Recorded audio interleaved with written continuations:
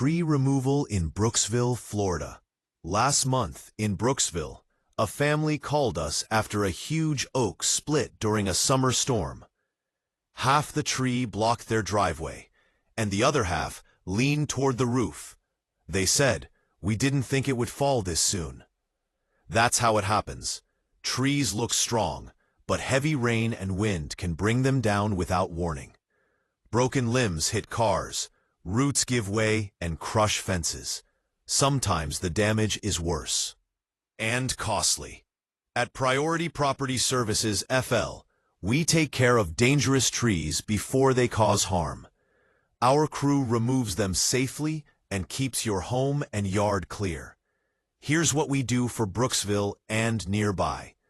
Tree removal for dead, leaning, or storm-damaged trees. Clearing trees away from homes, wires, and driveways. Stump removal so your yard is open and safe. Local service with honest pricing. Waiting too long can turn a risky tree into an accident. Taking care of it now means less stress later.